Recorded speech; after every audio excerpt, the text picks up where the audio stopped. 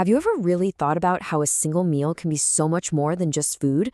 I mean, how it can be like a time capsule, a pharmacy, and an economic engine all on one single plate. Well, get ready because today we're diving into a story that does exactly that.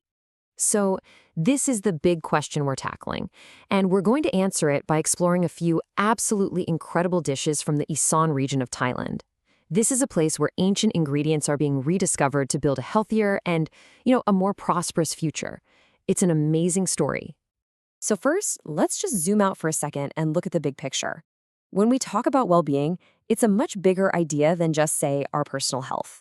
It's more like a giant interconnected web. A healthy diet is, of course, super important, but look at how true wellness connects to these bigger ideas, like taking care of our environment, and, this is critical, food security, the ability for a whole community to reliably feed itself. The thing is, these aren't separate issues you can just tick off a list. They're all different pieces of the exact same puzzle. And that brings us right to Thailand. As Dr. Kaeng, one of the brilliant researchers behind this story, puts it, the country's basically a global food powerhouse. This natural abundance is the foundation for everything we're about to explore. But that's the big question, isn't it? How do you harness all that power at a local level? To answer that, we have to go to a very specific place. We're traveling to the heart of the Isan region, a land with a history that is just so deep and layered. We're heading to an area called Ban Phan Khan. It's situated right within the famous Thung Kula Ronghai, which translates to the Crying Field Plains. Yeah, I know, the name sounds a little dramatic, but trust me, this place is a land of incredible resilience and incredibly rich culture. And when I say the history here runs deep, I mean it runs deep.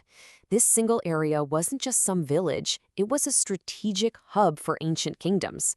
Starting with the Chenla Kingdom almost 1,000 years ago, it's been a crossroads for some of the most powerful empires in Southeast Asia. This isn't just land, it's like a living museum. The name Ban Phan Khan literally means the 1,000-pot salt well. For centuries, its most valuable resource was rock salt, a mineral so precious it was the bedrock of the local economy and power. But today, that very same area has transformed into a life-giving reservoir, a source of fresh water and fish for the whole region. From salt to water, what a powerful symbol of adaptation, right? Okay, now for the part you've been waiting for. Let's get to the heart of our story, the food itself. We're going to look at two dishes that just perfectly capture the spirit of this place. First up, we have turmeric-grilled chicken. It might sound simple, but wait, because every single ingredient in this dish tells its own incredible story. See, the real magic here is the community connection. The turmeric isn't just any old turmeric. It's grown by local farmers specifically for the local hospital to use in traditional medicine. The salt comes from those ancient wells we were just talking about, and it's all bound together with local herbs. So this isn't just dinner, it's basically a plate of community-driven healthcare. All right, next we have a true Isan classic, fermented fish relish, or Pla Ra Bong. This dish is, quite literally, the taste of the land itself. This dish is just a perfect example of using what nature gives you. The fish, caught right there in the reservoir. The fermentation process relies on that special rock salt we keep mentioning. It gives a deep, savory flavor the locals call nua, and it preserves the fish perfectly. It's a whole ecosystem on a plate. So we've seen the dishes, but now let's zoom in on the two secret ingredients that really make all of this possible. These are the true heroes of the story. So what's the big deal with this local rock salt? Well, unlike standard table salt, which is mostly just pure sodium chloride, this stuff is unrefined and packed with minerals like calcium and magnesium. This gives it that complex, umami-rich noir flavor that your regular salt just can't copy. It's the reason their fermented foods taste better and last longer. This isn't just an ingredient, it's a piece of ancient, natural technology. Now, the second secret ingredient is something most of us eat every day, but this version comes with a powerful, healthy twist. Yep, we're talking about the rice. To get why this rice is so special, we gotta understand something called the glycemic index, or GI. Think of it this way. High GI foods spike your blood sugar really fast, like a flash in the pan. But low GI foods, they release energy slowly and steadily, like slow-burning embers. And that is incredibly important for managing and even preventing diseases like diabetes.